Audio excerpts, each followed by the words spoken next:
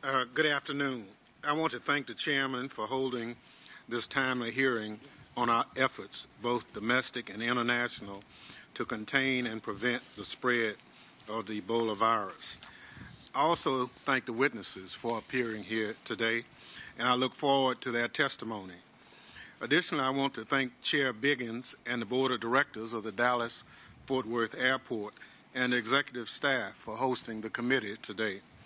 I also want to extend my condolences to the family of Thomas Eric Duncan, the first person diagnosed with Ebola on American soil.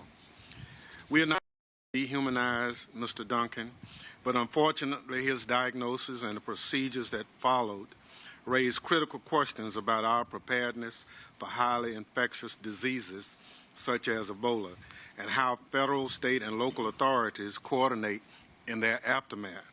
As ranking member of this committee, I often urge my colleagues not to use our positions of influence to promote fear in the public.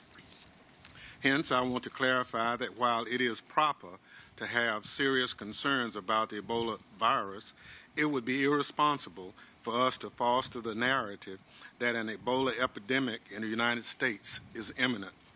Rather, this hearing provides us an opportunity to review our state, local, federal, and global public health infrastructure, learn where there are inconsistencies and gaps, and lay the foundation for eliminating these disparities. While the Ebola virus has caused the United States to institute new screening procedures at airports, it is incumbent upon us to work with our international partners to eradicate the virus at its origin in West Africa. The current Ebola outbreak is the deadliest outbreak on record. According to the Assistant Secretary General of the United Nations, it is also impairing national economies, wiping out livelihoods and basic services, and could undo years of efforts to stabilize West Africa. Eliminating this virus at its source is a surefire way to prevent more Ebola cases in the United States. As citizens of the global community, it is our moral obligation to not only eradicate this virus that is devastating West Africa, but also ensure that these countries can continue to function and recover. The United States response to the current Ebola outbreak will affect the ways it works to coordinate international responses to future disease outbreaks.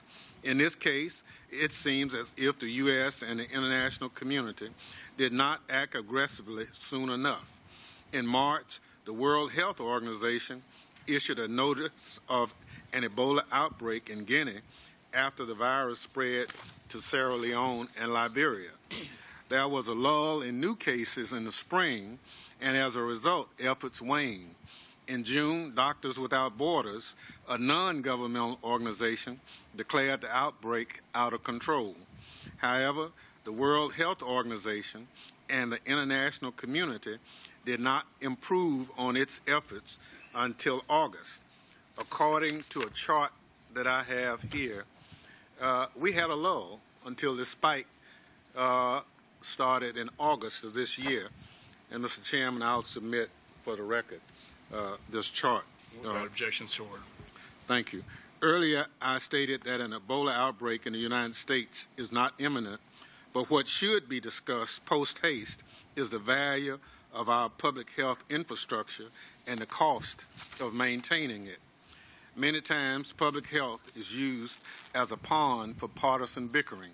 However, Mr. Chairman, viruses such as Ebola, the flu, and EVD-68, which has affected over 500 children in the United States, do not know political parties. Cuts to public health preparedness grants from the Department of Homeland Security and Health and Human Services, the Center for Disease Control, and the Office of the Surgeon General hit already struggling state and local health departments hard. As members of Congress, we can use our platforms to restore grant and support the federal cost of maintaining a public health infrastructure. I hope that our discussion today can yield a step in this direction, and I also support the chairman's comment that this disease does not see party or anything. It's an American problem that the world needs our best minds to address. And I look forward, Mr. Chairman, to the testimony of witnesses and yield back the balance of my time.